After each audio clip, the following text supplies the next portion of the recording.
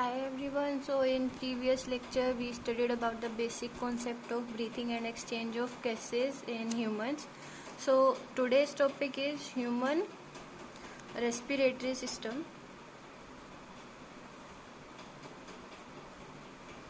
So we have a pair of external nostrils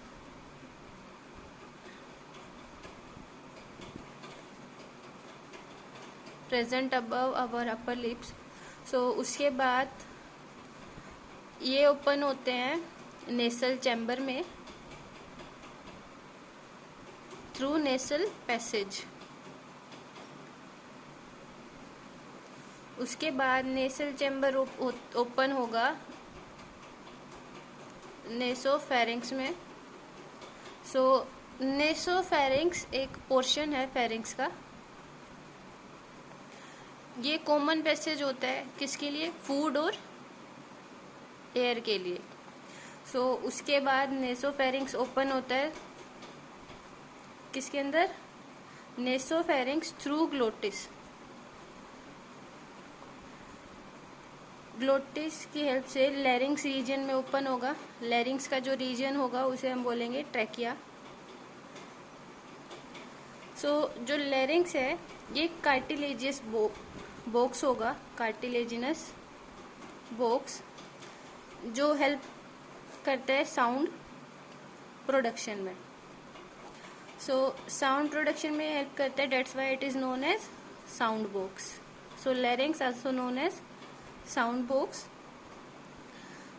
उसके बाद जब हम फूड स्वेलो करते हैं, उसे निगलते हैं, तो उस टाइम पे जो ग्लोटिस है वो कवर हो जाता है with the help of epiglottis. एक फ्लैप लाइक स्ट्रक्चर प्रेजेंट होता है जिससे जो फूड है उसकी एंट्री लैरिंग्स में नहीं होती.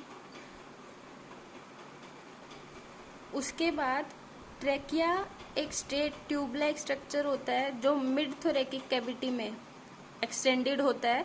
उसके बाद ये डिवाइड होता है फिफ्थ थोरेकिक वर्टिब्रा में. फिफ्थ थोरेकिक वर्टिब्रा में जो ट्रैकिया है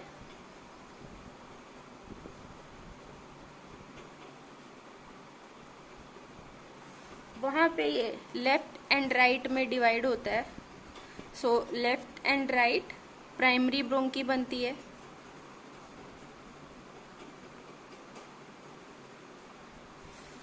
उसके बाद ईच ब्रोंकी अंडरगो रेपिटेटेड डिविजन्स. ये रेपिटेटेड डिविजन्स होगी इसके अंदर, प्राइमरी ब्रोंकी के अंदर, जिससे आगे जाके सेकेंडरी एंड टर्शरी ब्रोंकी बनेगी. सो दिस इज सेकेंडरी. फिर आगे ये राइज करेगी टर्शरी ब्रोंकी को. ऐसे ही इस वाले में होगा, प्राइमरी डिवाइड होगी सेकेंडरी में, फिर सेकेंडरी टर्शरी में डिवाइड होगी. सो ऐसे ही ये रेपिटेटेड डिविजन्स होंगी इसके अंदर. एंड थिन टर्मिनल्स होंगे जिन्हें हम बोलते हैं लास्ट में bronchioles. So trachea, primary, secondary and tertiary bronchi और इनिशियल ब्रोंकियोल्स, ये इन्हें सपोर्ट मिलता है इनकम्प्लीट कार्टिलेजिनियस रिंग्स की हेल्प से. सो these tissue-like structure will support the primary, secondary, tertiary and primary bronchioles. उसके बाद आता है जो टर्मिनल लास्ट में ब्रोंकियोल्स डिवाइड करते हैं, तो टर्मिनल ब्रोंकियोल होगा. उसके अंदर फिर आगे जाके ये थिन इरेगुलर स्ट्रक्चर होंगे, डिवाइड करता जाएगा. फिर आगे जाके जब टर्मिनल पे पहुंचेगा तो एक ये बलून लाइक स्ट्रक्चर को राइज देते हैं जिसका नाम होता है एल्वियोली. सो जो ब्रांचिंग नेटवर्क है ब्रोंकी का, ब्रोंकियोल्स का एंड एल्वियोली का, वो लंग्स के अंदर प्रेजेंट होता है. सो अब लंग्स का स्ट्रक्चर देखते हैं. First is epiglottis. एपिग्लोटिस क्या करता है? ग्लोटिस को कवर करेगा, लैरिंग्स में फूड नहीं पहुंचेगा जिसकी हेल्प से. So next structure is लैरिंग्स. This is लैरिंग्स. उसके बाद क्या आ रहा था? Trachea.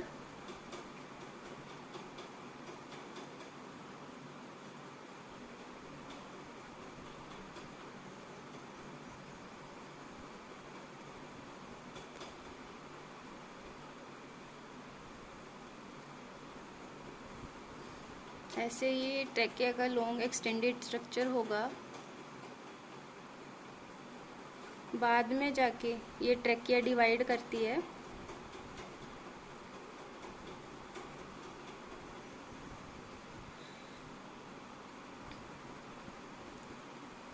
Left and right part हो गया ये वाला।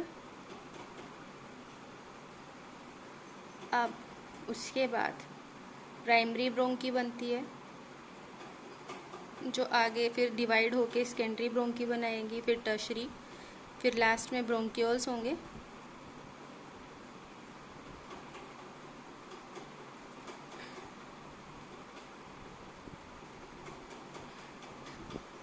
सो 2 पेयर ऑफ लंग्स प्रेजेंट होते हैं ह्यूमन बींग्स के अंदर,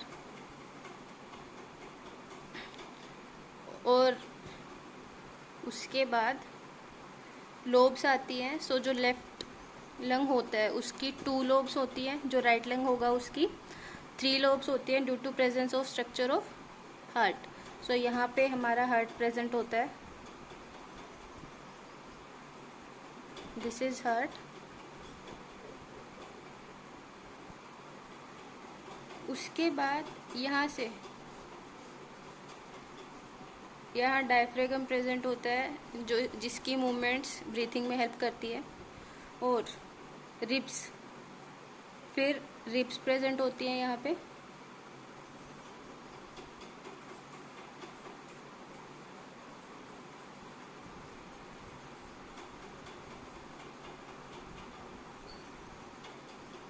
सो ऐसे ही इस साइड होगा।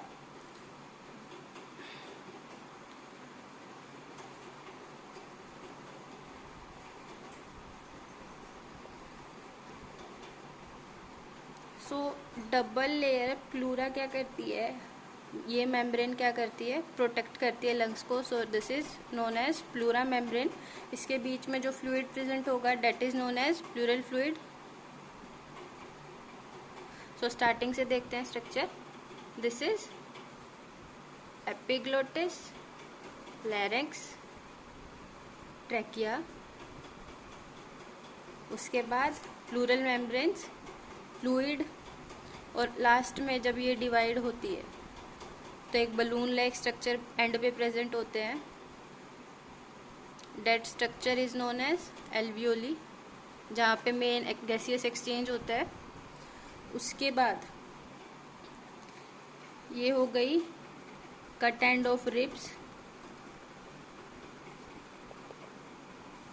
लंग, और यहाँ पे जो स्ट्रक्चर प्रेजेंट होगा that is known as bronchus. This one is diaphragm. So it is a basic diagrammatic view of human respiratory system. So that's all for today. Thank you.